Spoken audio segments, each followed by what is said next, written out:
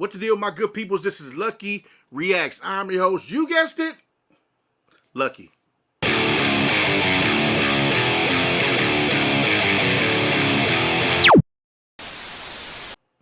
So glad to have you in the building today. This is a special day today. This is day one of Punk Week. Yes, yes, yes. Punk Week. We got some legendary bands here today. This week, and we'll be going through them. You know, I'll be trying to get into my metal, hard rock, classic rock, proto punk, punk. Yeah, I want to learn it all. I do. I gotta admit it. I gotta learn it all. So, and I feel like we here also appreciate the different genres and the clash of the few. Right? When I announced I was doing a punk week, there were a lot of people excited about that and started naming off their list of suggestions of people, groups, and bands they think I should do. So I'm excited. We're here today with this band I know of because the logo enters the proverbial room before them. What I mean by that is their logo was so popular that even in widespread cultures all over, people wore the shirts. I noticed the shirts. When I see the skeleton face on the shirt, I know that shirt, right? And what's funny is that speaking for myself, I can't speak for whole communities, but I would see that shirt and see it said Misfits, and I thought that was a clothing brand because I would see the shirt everywhere or the face with the Misfits on it. I had no clue that it was a punk band. And when I finally started to do my research and look up bands, and I started watching a couple of documentaries, then I would see certain bands and certain the logos, and I'm like, oh, that's that, and you start putting two and two together, right? So I've been hearing a lot about this band because one reason was because I had recently did sorry, I'm turning my phone on mute. I had recently did a reaction to Danzig, Glenn Danzig, for a song he got called Mother. And I learned that he was one of the original vocalists, or the original, or one of, or the, I forgot which one, but original vocalist of Misfits. And I didn't know that. And that's interesting. So I kind of got a little sample of Danzig before going back. So this is my way to go back. So I get the Misfits, I get to hear Danzig with the Misfits, and that's how we gonna start off day one of the first week of Punk Week. We got a bunch of dope stuff for you this week. I got a bunch of songs lined up that I'm gonna react to. So I'm just excited. Let's get into this. This song we're doing today, how it was suggested to me was a good friend said, "Hey, I see some people mentioning the Misfits." This was a call I got. I see some people mentioning the Misfits. I have a Misfits song I think you should start with. And I'm not going to say much about the song other than the song is short, like a lot of punk songs are, which I'm learning, I think. I've been hearing that. The song is short, and it's a doozy. Whatever that means. He said you have to do that first. So this is Misfits, and the song is called Last Caress. All right? So let's get into it.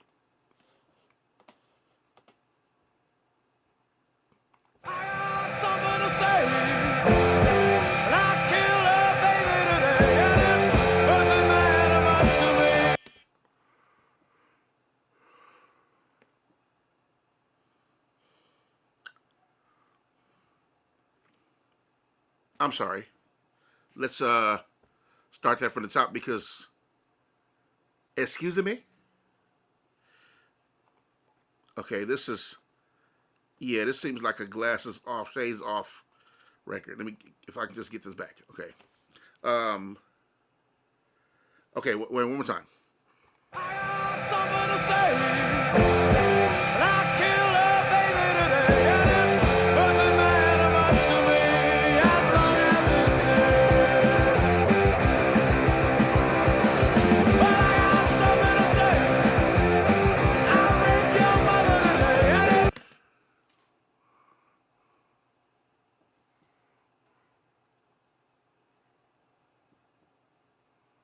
Wait.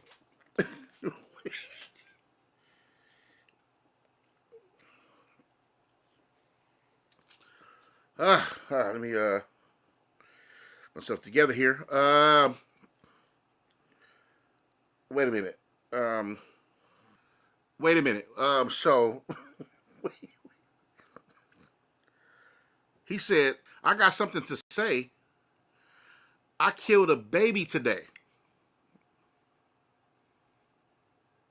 In all of my almost 47 years of living life on this green earth,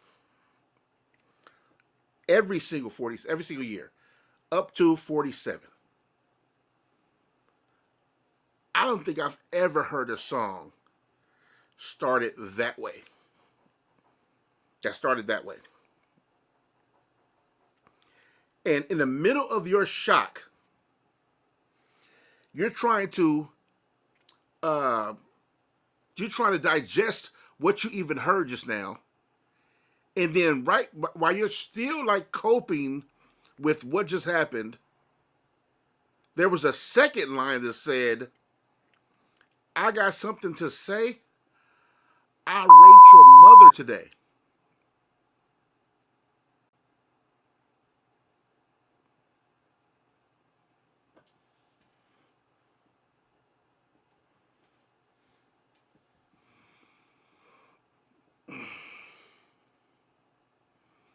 Uh,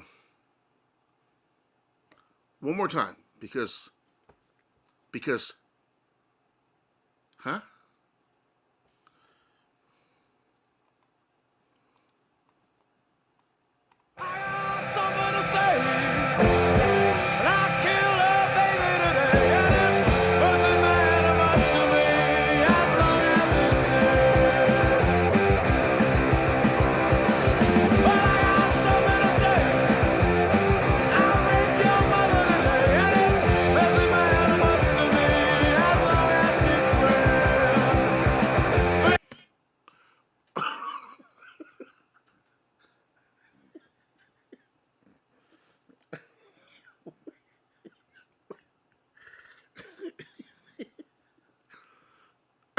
But first of all, let me be clear on how that is the furthest from funny.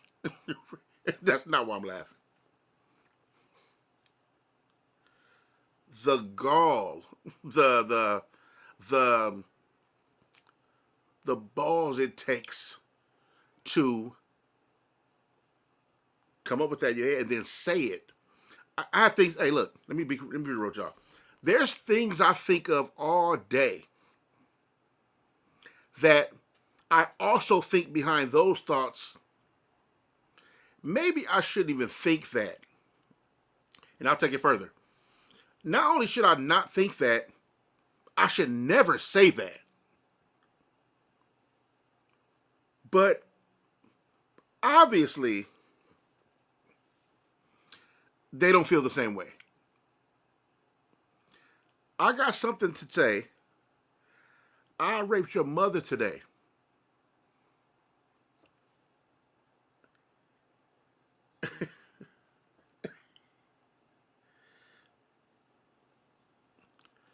It doesn't matter much to me. Is that what he said? And it doesn't matter much to me.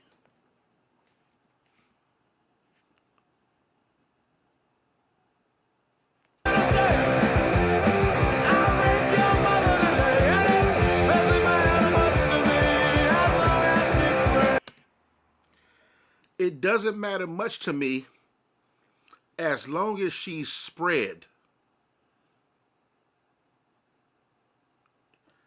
Hey yo, yo, let me tell you something. Let me make it clear. I was not prepared. Here's the other thing. How do you prepare for that? How do you prepare for that? Like, what are we? What?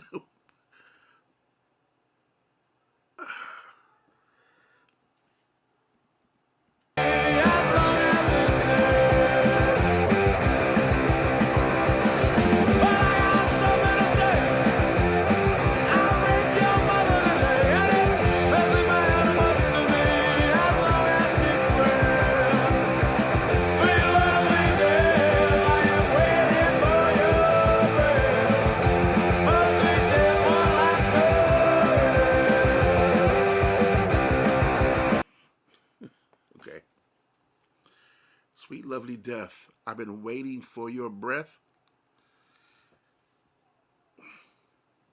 Here's the other thing, right? So in life, I think sometimes we also have to deal with shame, right? And now, uh, the shame I speak of is, how do I say this? After saying all that, how do I say this? Um, the shame I speak of is why. I can't believe I'm saying this. Why does it sound so catchy?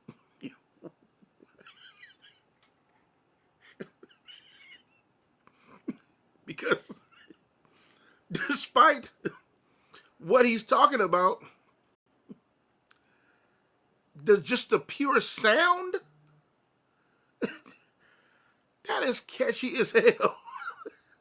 I'm talking about melody. Da, da, da, da.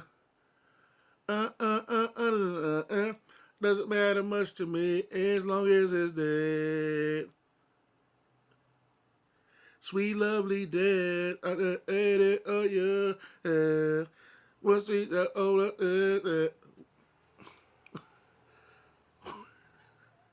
It, I don't know when this song came out. What was it? The 80s? 90s? 90s maybe? I think 90s, right? 90s, not 80s, 90s. Um, how is that not catching? How? And I'm pretty sure. Were y'all just walking around singing this? Like in the public, like you walking, like you're on the bus, you got your headphones on, and you know how some people on the bus sing out loud. Like so, when you on the bus said, "I got something to say. I killed a baby today. It doesn't matter much to me as long as it's dead." Nigga, what are we talking about? I don't know what to feel because it's so catchy. Also, I'm sorry. You know what I'm gonna do? I gotta go back. I'm sorry. The song is only 2 minutes long, so don't fault me. We've been here longer than this, but I gotta go back because the lyrics are the lyrics. But I can see myself singing this throughout the day, and that's going to be a problem with the lyrics. Let's start from the top. I'm sorry. We got to do it.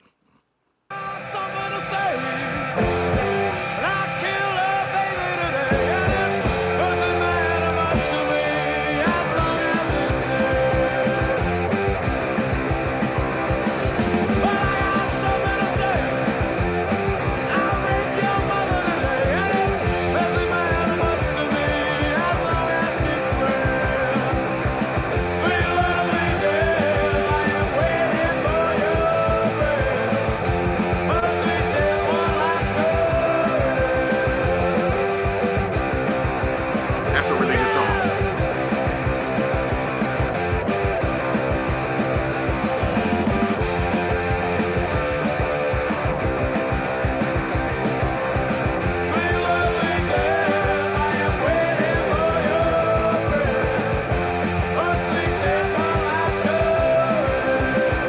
That's a really good song.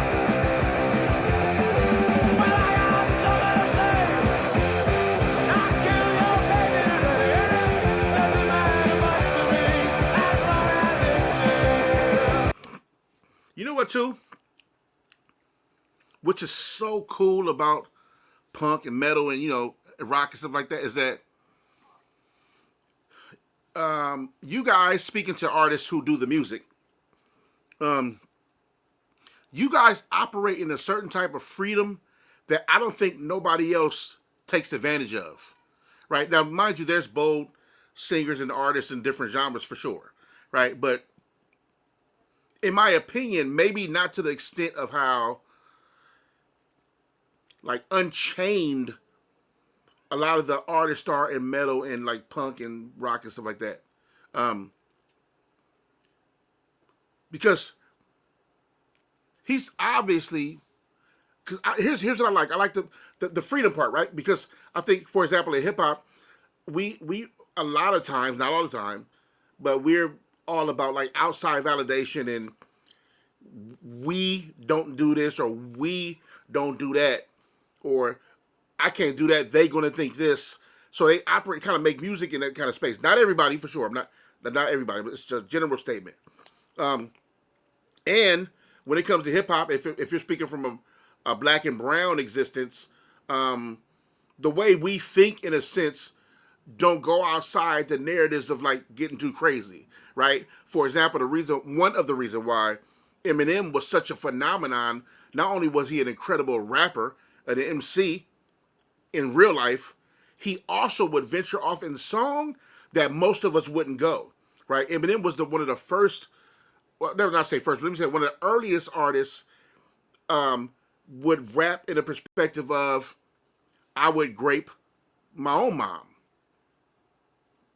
right? He would say that on record. Or had songs about his own mother and killing his baby, and not his baby, I'm sorry, killing his baby mama in a way of like a sadistic killer. Not just like, I hate her, I'll shoot her, right? You know what I mean? More so like, there was a different kind of hate there that described a different kind of heinous act to get rid of these people. So it was a different kind of, it was a perspective that we haven't heard before. And it was the freedom for him to go there, right? When you hear songs like "Cleaning Out My Closet," right? So when it comes to like this music, there's a freedom here. It sounds like this is a perspective of he's singing, he's vocalizing, singing, whatever you want to call it, from the perspective of a serial killer. Right? It's kind of like how you watch shows. You ever watch the ID channel or a certain kind of like murder mystery crime stuff, docs and stuff like that. And then whenever they're talking to like the killer in prison, the one who's not the one who's fighting, the one who he is or she is who she is, and they've accepted their role and they are this way. So you know how they interview those people and they're like, oh yeah, so I just killed.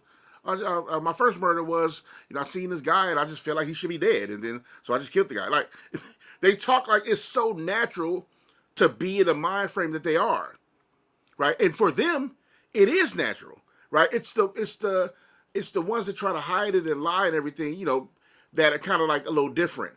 And it's not that kind of mind frame. He's coming from the mind frame of like the ones you see that's doing an interview in jail, and they're just like nonchalant about the heinous act that they're describing, right? I got something to say. I killed a baby today. Doesn't matter much to me as long as it's dead. Don't matter much to me as long as the job is done. Because I didn't want that to live anymore. So I made sure they aren't. And then they go over the top with the second part about graping a mother. Your mother is what he said. And, and that's what, and see, this is where the real heinous act comes in at, because, well, first of all, you can't justify either one of those crimes, right? One's a baby, the other is grape. You can almost justify murder. As far as Christianity, you can't. But we're not talking about Christianity. We're talking about like real world, this realm problems, right? You can justify murder if I'm in my house and my family's in my house and somebody break in and I get my gun and shoot him. That's self-defense. If he dies, to me, that's justifiable, right? If somebody's trying to take your life and you defend yourself and take their life, that's justified, right? A baby can't justify that. Grape of anybody can't justify that, let alone your mom, right? So it just jumps from one extreme to another, and doesn't matter much to me as long as she spread. This is insanity.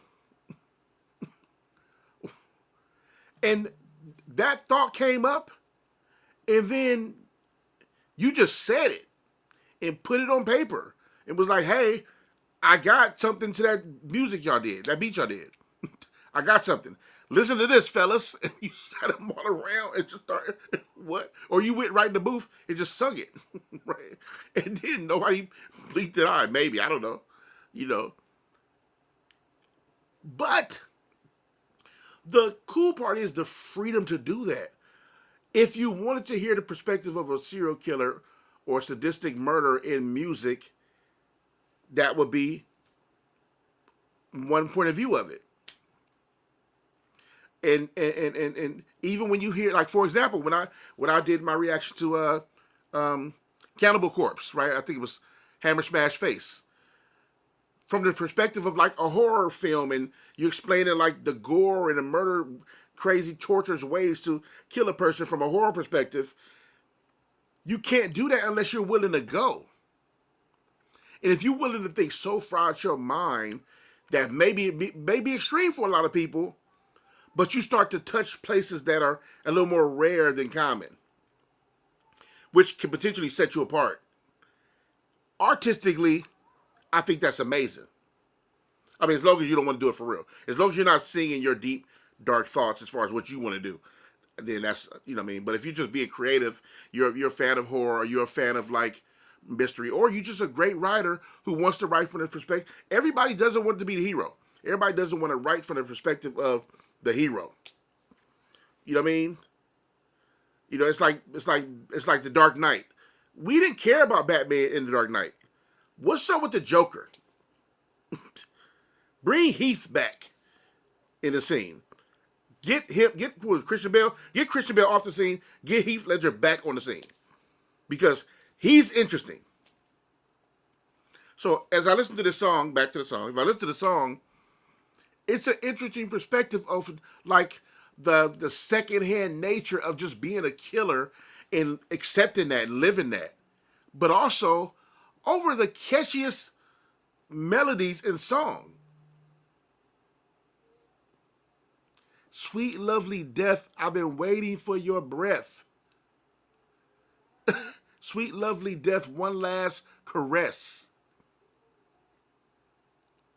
That's an awesome song. And it's catchy. And if you sing it enough, you'll be singing it throughout the day. And then people got to think things about you as you walk around singing that. Right? Man.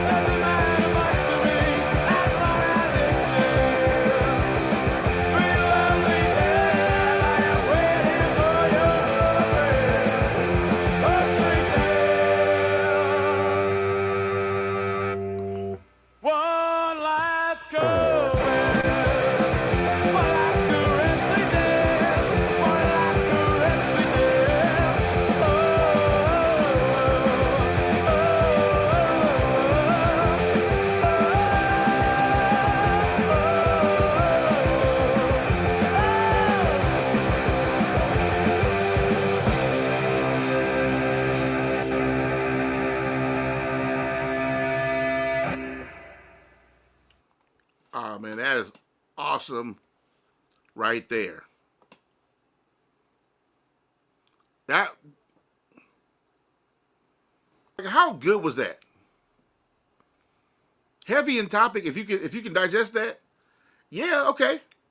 But the gall to go there, the skill set to put it off, and then to put the super most catchiest 1950s, like 50s, 60s doo-wop, sock hop type of vibe as the track. What? That was a match made in heaven, even though that song has nothing to do with heaven. That was an amazing song. Like, what? And here's another thing. I'm not sure if that sound is their sound or is it similar to their sound. I'm not sure. But I didn't have, and I don't know what I thought, but I didn't have the Misfits sound. That I wasn't prepared. I didn't think it would sound like that.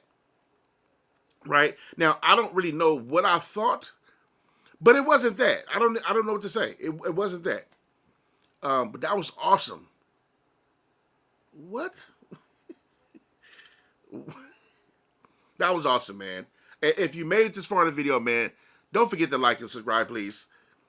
I'd appreciate that.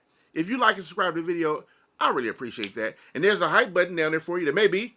If you just look, there's a hype button. If you push that button, it'll help me greatly. I really do appreciate that. I really do appreciate that. You know, we're going to have a great punk week this week. I got some super big names. I got some smaller names, and from the sound of for the suggestions and people being excited, I know I got some great reactions coming up, and I'm really looking forward to this week knocking these joints out, man. So I hope you guys have an awesome time. Oh, here's the thing too.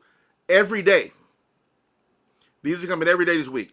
So that's 5 for sure, and I'm thinking of doing either 1 or 2 for the weekend. But at least it's 5 for sure. Monday through Friday, you have a new reaction every day, a new punk song, punk band every day this week. So look out for that. You ain't got to wait every other day this week, just for Punk Week. So thank you, man. I appreciate y'all. Oh, also,